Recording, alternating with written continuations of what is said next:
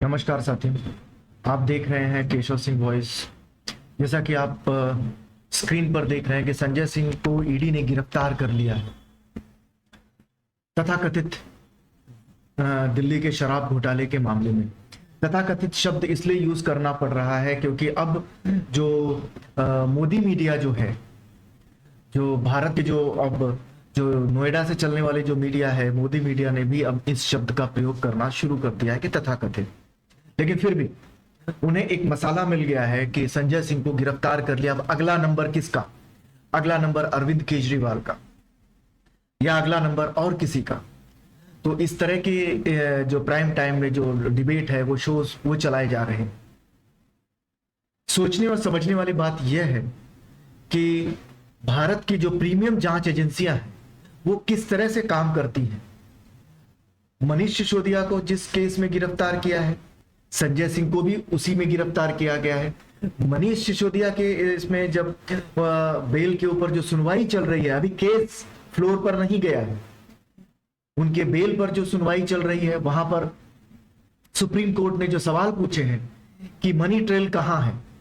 यदि आप कहते हैं कि इसमें पैसों का आदान प्रदान हुआ है, लेन देन हुआ है, तो वो पैसे कहां चले गए?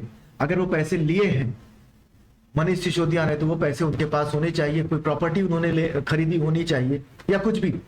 तो आप उसे अभी तक साबित नहीं कर पाए हैं।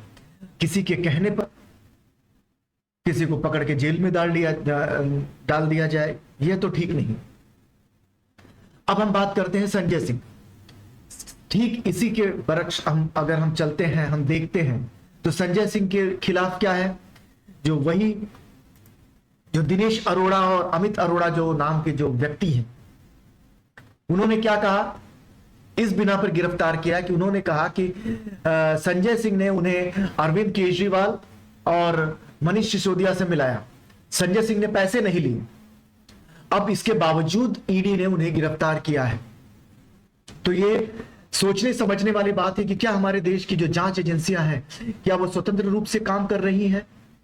क्या वो न्याय सांघिक जो रूप से जो होता है कि न्यायिक रूप से जो सही है, वो उस तरह से वो काम कर रही है, या उन्हें निर्देश दिए जा रहे हैं, दिशा निर्देश मिल रहे हैं कि आपको आज इस आदमी को आपको गिरफ्तार करना है। क्योंकि जो धाराएं ये लगाते हैं, वो धाराएं लगाने के बाद तो वो 5-6 महीने के लिए तो वो अंदर हो जाता है।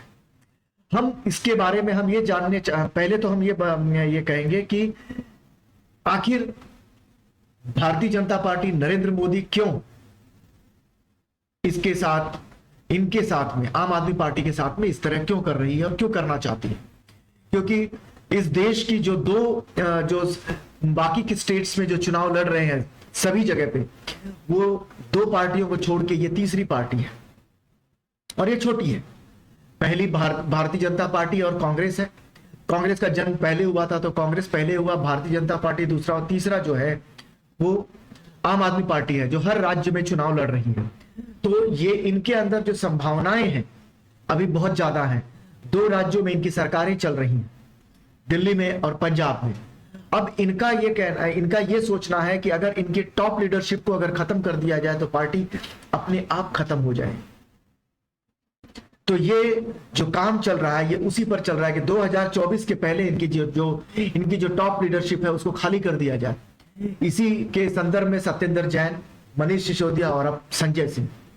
पता नहीं संजय सिंह कितने दिनों तक रहेंगे, कब ये केस, क्योंकि हाई कोर्ट से तो कोई उम्मीद नहीं है। जब ये केस सुप्रीम कोर्ट में आएगा तब जाके कुछ होगा। जब हम सभी जानते हैं कि जिस व्यक्ति के कहने पर कि वो व्यक्ति यह भी मान रहा है कि हमने पैसे नहीं दिए, बावजूद इसके अगर उन्हें गिरफ्तार किया जाता है, तो अपने आप में ये एक शर्मनाक, ये किसी भी जांच एजेंसी के लिए ये शर्मनाक बात है। लेकिन वो अलग बात है कि भारत की जो जांच एजेंसियां हैं, शर्म और हया तो उनसे कोसों दूर चले गई हैं। क्योंकि मुझे तो ऐसा लगता है कि ये खुद करप्ट है, क्योंकि इन्हें जो ऊपर से निर्देश दिए जा रहे हैं, वो ये कानून को धता बताते हुए जो काम कर रहे हैं, उन्हें यह भी नहीं समझ में आ रहा है कि अगर ये बात सुप्रीम कोर्ट में, अगर ये केस जाएगा, तो सुप्रीम कोर्ट में जाने के बाद ये कितना देर तक खड़ा होगा, कितने समय तक खड़ा रहेगा, उसकी भी इन्हें परवाह नहीं है कि ये बदनामी होगी, कितनी बदनामी होगी हमारे जांच एजेंसियों की। इन्हें परवाह है सिर्फ अपनी, क्योंकि अगर इन्होंने मना कर दिया, इन्होंने वही किया जो तर्क संगत और न्यायिक रूप से जो होना चाहिए, अगर वो किया तो शायद कल को इनके ऊपर भी जांच एजेंसियां बैठ सकती हैं। क्योंकि अगर आज इस देश के 90% आईएएस लॉबी हो या सेक्रेटेरिएट हो या कहीं पर भी हो, अगर आप हम देखेंगे तो आय से अधिक संपत्ति का मामला तो 90% पर बनता है। इतना तो मैं दावे के साथ में कह सकता हूं। हम बात करते हैं कि कैसे संजय सिंह, सोमनाथ भारती ने कहा है कि यही अमित अरोड़ा जो है और दिनेश अरोड़ा, इन्हें 1 अगस्त को यही शख्स बोलता है कि संजय सिंह का नाम नहीं है, संजय सिंह का के ऊपर वो कोई जवाब नहीं देता है, वो मना करता है। लेकिन जब इन्हें 1 अगस्त के बाद 14 अगस्त को ये इंसान बयान बदलता है और कहता है कि संजय सिंह ने मुझे मिलवाया, तो किस तरह से जांच एजेंसियां, सरकार और बाकी के अन्य लोगों का इनके ऊपर दबाव रहा होगा। हम सभी जानते हैं कि किस तरह से बयानों को बदलवाया जा सकता है। हर आदमी दिमागी तौर पर, मानसिक तौर पर उतना टफ नहीं होता कि आप कुछ भी टॉर्चर करें, हम सच के साथ ही खड़े रहेंगे। जीना सभी को है, जीवन सभी को प्यारा है। तो कहीं भारतीय जांच एजेंसियां जो हैं वो इस तरह का तो काम नहीं कर रही हैं कि दूसरों को फंसाने के लिए वो इस तरह के हथकंडों का प्रयोग करके उन्हें फंसाने का कार्य कर रही है। कम से कम 5-6 महीने तो उन्हें जेल में रख ही लिया जाएगा, और उसके बाद वही जो है ये दूसरों को एक संदेश देना, दूसरे लोगों को एक संदेश देना कि अगर आपने कुछ इस तरह के कार्य किए तो आपके साथ भी यही होगा जो संजय सिंह के साथ हुआ या मनीष सिसोदिया के साथ में कर रहे हैं। तो अब देखने और समझने वाली बात है हम सभी के लिए कि आगे कोर्ट क्या रुख अख्तियार करती है।